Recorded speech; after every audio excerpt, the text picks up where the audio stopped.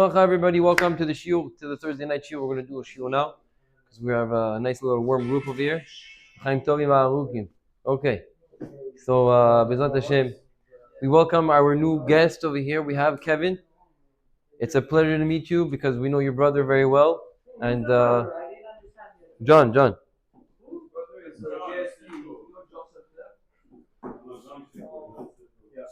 Anyway, he's a beast. So Baruch Hashem, we're very happy. We're very happy that it's pro-paging. It's pro-paging. Okay. So I'd like to talk to you guys about this week's parasha. This week's parasha is Parashat Ekev. Parashat Ekev is a very interesting parasha. It speaks about a lot of brachot. It speaks a lot of blessings that Hashem is going to shower upon us. We're holding now in the history of where the Jewish people were about to enter Eretz Yisrael, and Moshe Rabbeinu was preparing them for the entry of Eretz Yisrael, and that's why the last sefer, the last book called Devarim, I don't know how you call it in English, Numbers, I think. No, Numbers Bamidbar, Devarim, Noah, Deuteronomy, or something like that. Deuteronomy, something like that. Okay. Anyway, what does the Deuteronomy mean, by the way? I might make something out of this. What does it mean, Kevin? Do you know? Come on. You don't know what's Deuteronomy? Deuteronomy. You ever never heard of that? It's the last book. There's 5 books. There's Genesis, Exodus, Vayikra, names, Numbers, and Deuteronomy. So I don't know what Deuteronomy means, but if it would mean the fact that we have to have a responsibility towards something, it would be nice to know. Anyway, we'll check it up after. Because Moshe Rabbeinu repeats the entire Torah in Devarim. Moshe Rabbeinu takes the whole Torah that's been said in the 4 books and makes a 5th book. What does he do?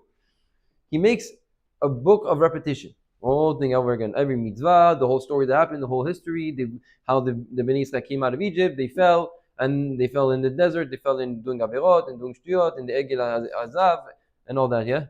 What is Ekev repeating? Okay, so Ekev, we're going to get to it. Ekev repeats a meaning about the Egel Azav, but I don't know if we're going to talk about that tonight. So, Moshe Rabbeinu, what? So somebody asked me a question last week. I was at Shabbat table. Somebody asked me a question, and he said, why do we have to repeat the whole Torah? Why is there one book that's concentrated or put aside just for designate, that's the word I'm looking for, just for repetition of the whole Torah? Who can answer me this question? No, let's go. Oh, interesting. That's it. Il est prêt. We're going to send you with one of those bazookas, huh? Send you one of the Hamas bazookas straight to fly to Israel. And might say, what do you think? Anybody else can tell me something that tells them why we have to? Why did Hashem find it so important that we need a repetition? Anybody else can tell? Binyamin, Toby, learn more. Kevin, something? You could always learn something new, first of all, and if you read something the second time, you're going to understand it better than the first. That's good. What if you know it 100 times? You did it 100 times. Yeah, but you could always learn something. Yeah, do something 100 times and then come back to me. That's what I'm looking for.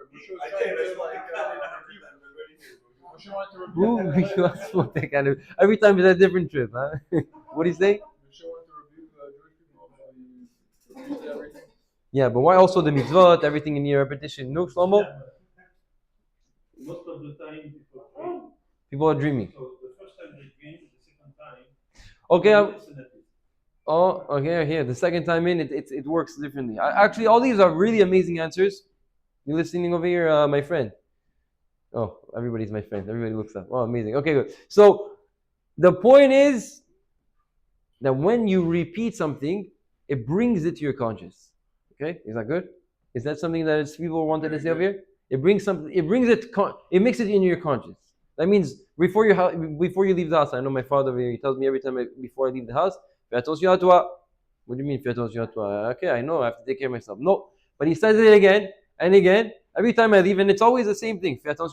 Why? Because now you're gonna get to a situation. Your reactions are gonna hit much faster. Why? Because you have this extra awareness bowl. Imagine I tell you a whole. You know how to play basketball, right, John? You know how to play basketball, right? But imagine I go, John, When you have the ball, the 3-pointer, shoot. And we know you're a good shooter. Shoot. What do you mean? I know. I'm a 3-point shooter. No. John, when you get the 3-pointer, shoot. Who else plays basketball here? Hockey, anything. When you have a coach telling you before the game, he preps you. What do you mean? You know everything. You've been playing the game. You've been playing the game 30 years, 40 years. The guys have been on the court. Every time the coach comes, preps you. He gives you a prep speech. Why? To pump you up. Why? Because you have to bring your awareness now. You're sleeping. Most of the time you're sleeping, like my father was saying. Most of the time we're sleeping. Our brains, our minds, we're just like, eh. But when we shock it, we bring it, we awaken it. So therefore, we bring things to our conscious, we bring things to our awareness, and therefore we grow much more. Why? Because we're able to make decisions much more sharp. We're more aware. We get to a situation, we're able to evaluate the situation much better. We're able to concentrate on that. So therefore, that's what this Mesilat Yesharim says. The Ramchal wrote a book called Mesilat Yesharim. Ramchal was the Gilgul of Rabbi Akiva, they say. He died at 40 years old. Rabbi Akiva didn't do any mitzvot until 40 years old, and 40 years old he became tzaddik and he became one of the biggest of the world. He had 24,000 students, the biggest, probably the biggest rab that ever existed. 24,000 students, imagine at the time. And the Ramchal was his Gilgul because he had to fix up the 40 years of Rabbi Akiva that he missed. So the Ramchal was a very, very big tzaddik and he lived till 40. That's the point. He was married in Tiberia. He says he wrote a book called Mesilat Yesharim, which is learned by almost the entire world of the Jewish, the Musar. Everybody knows, and he tells you, I didn't come here to give you any chidushim. Ramchal was a tzaddik olam. He wrote one of the interpretations of how to explain the Zohar HaKadosh, how to understand. One of the approaches.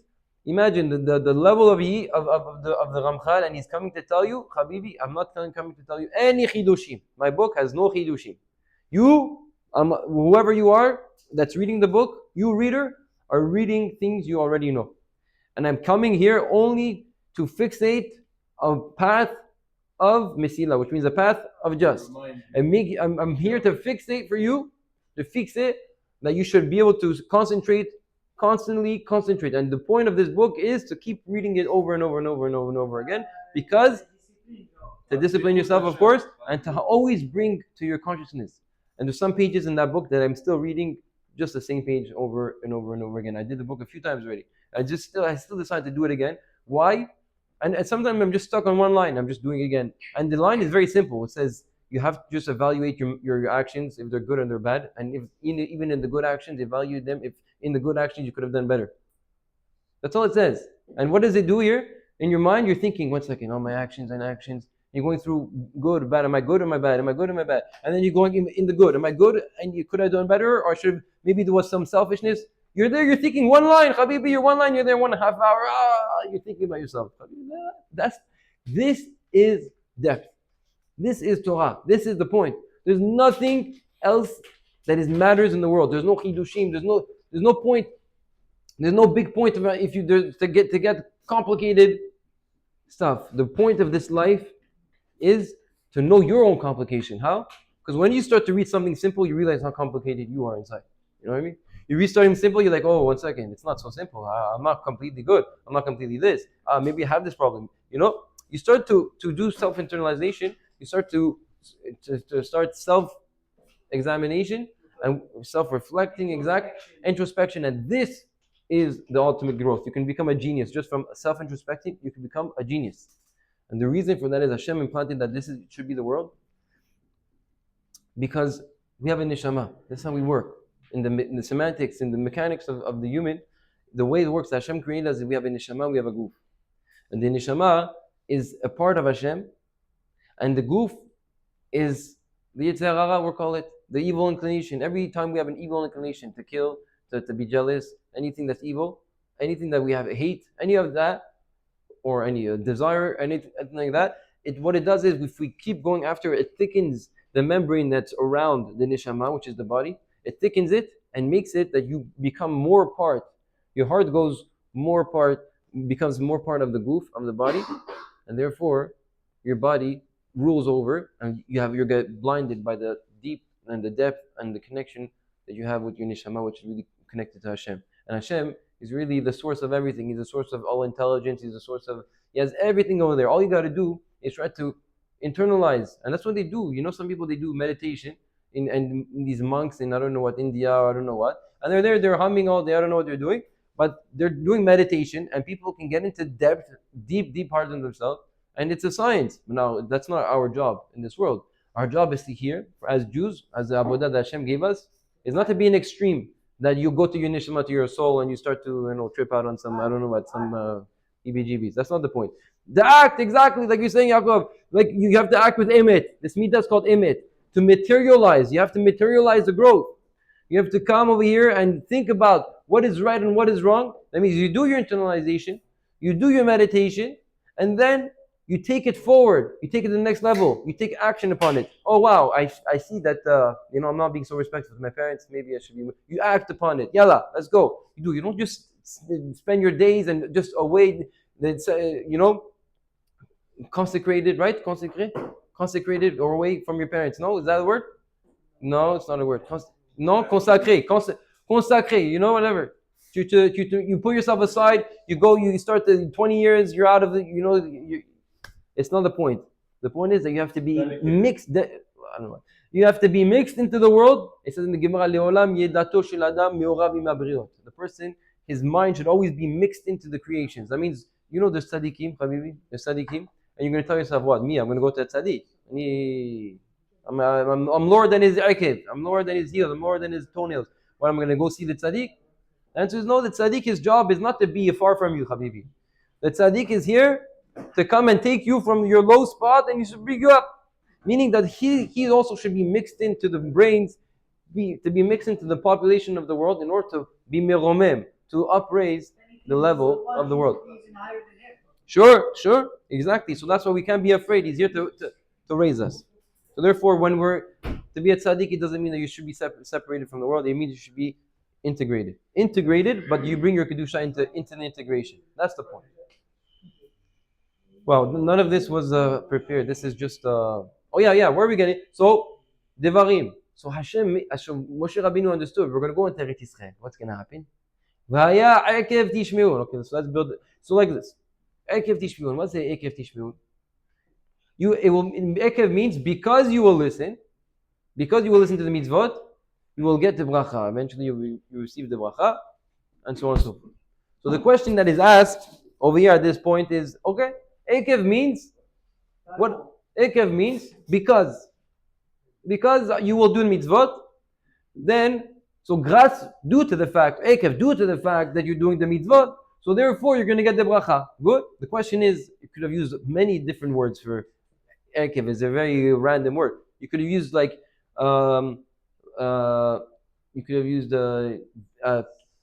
al yedeh ki ta'aseh mitzvot, when you will do the mitzvot, or Biglal shita'asu the mitzvot, or mipnei shita'asu the mitzvot, kablu bracha. You're going to get the bracha. Why do you say Ekev Tishmeun? Because you will listen.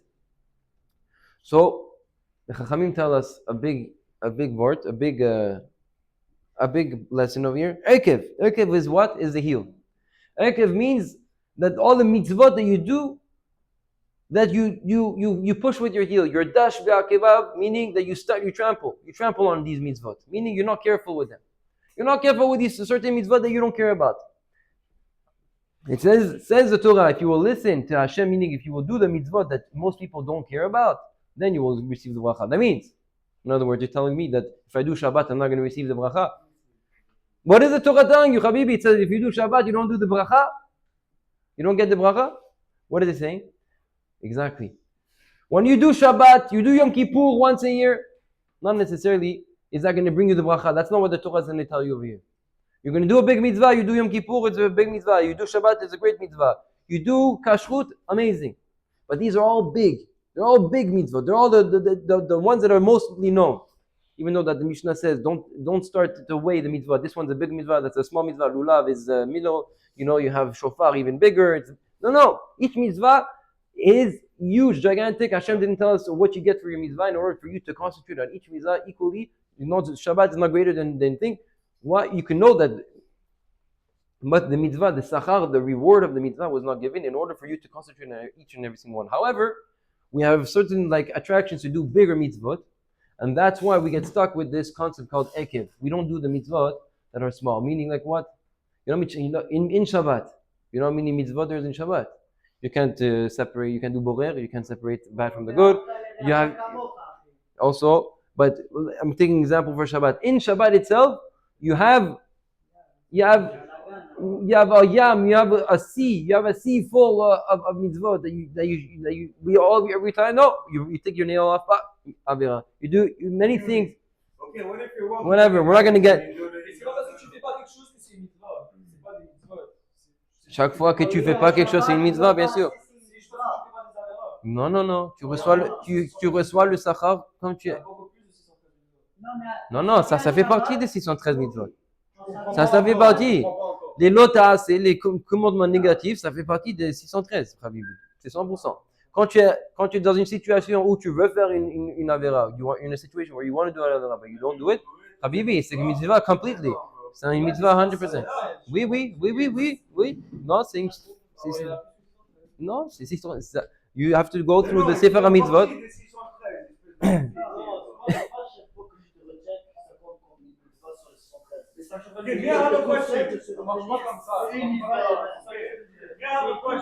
Oui, mais tu te retiens.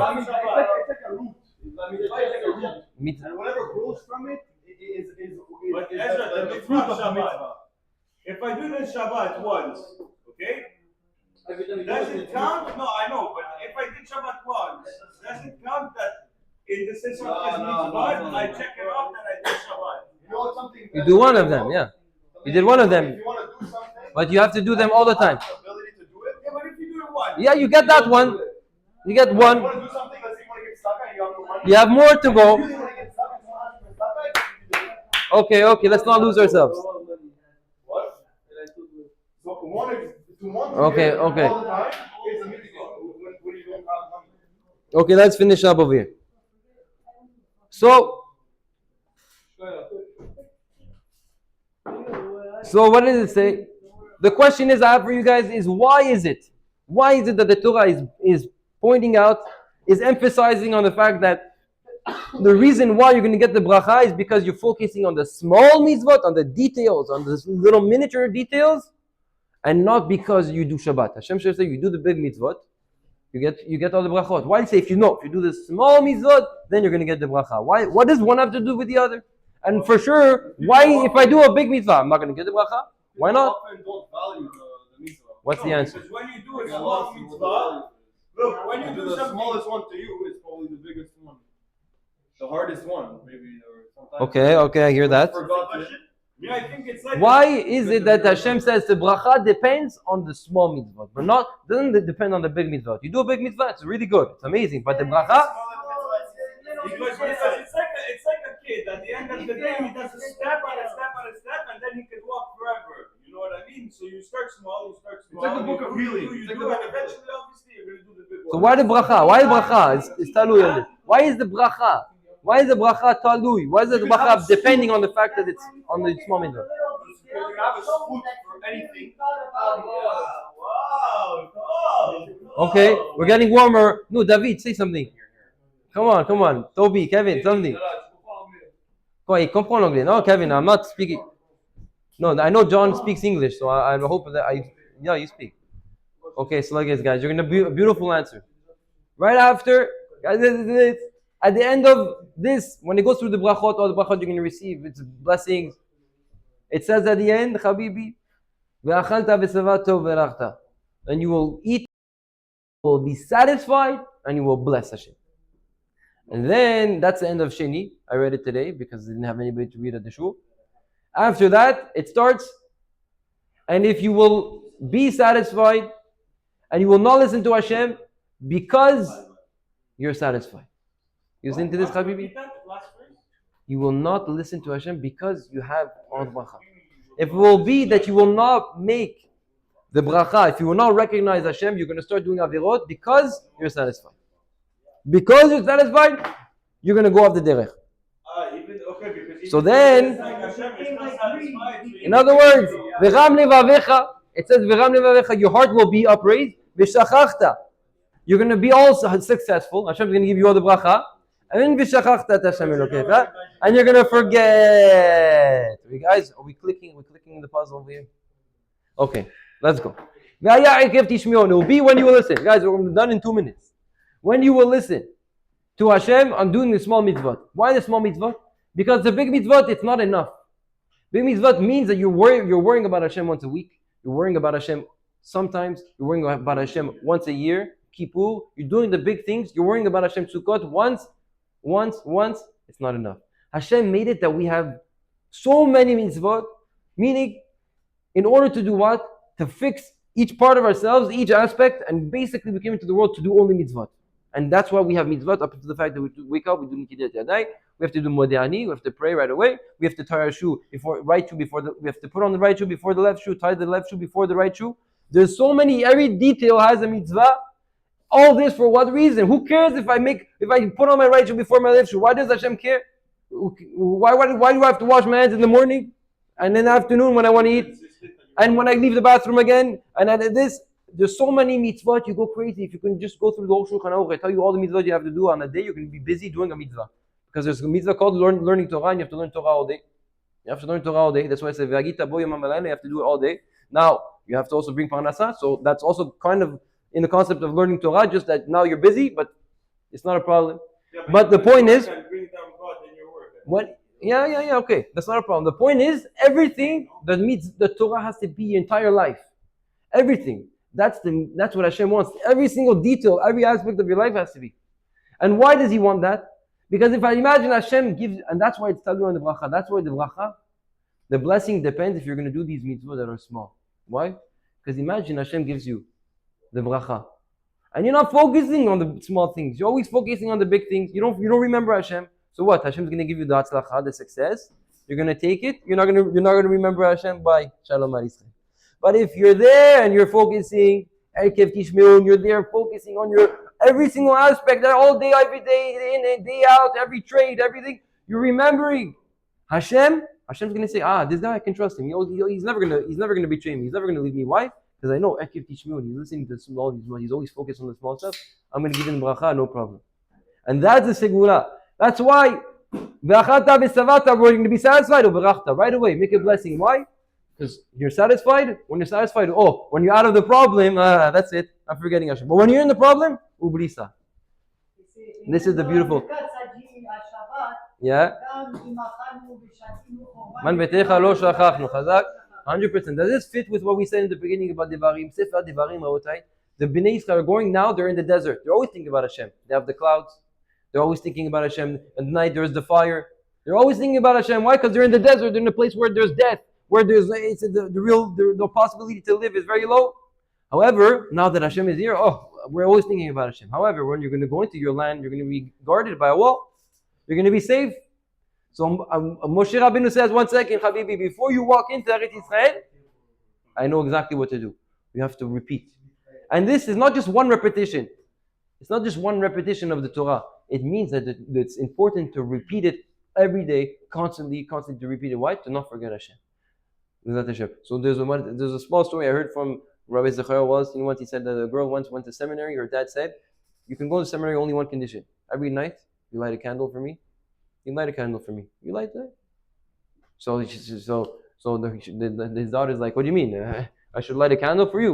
What was I going to do? Like, it's not like, we only do that for dead people. Like, what's going on? There's no light a candle and say my name. Light a candle, say my name. Sorry." He said, light a candle and say my name. Voila. Don't say my name, whatever, say Papa, whatever. She goes to seminary and she lights the candle every night. First, the girls over there saying, "What's going on over here? Like, what, you lighting a candle? Somebody's dead?" No, whatever. She lights the candle. She says, "Papa, this is for you."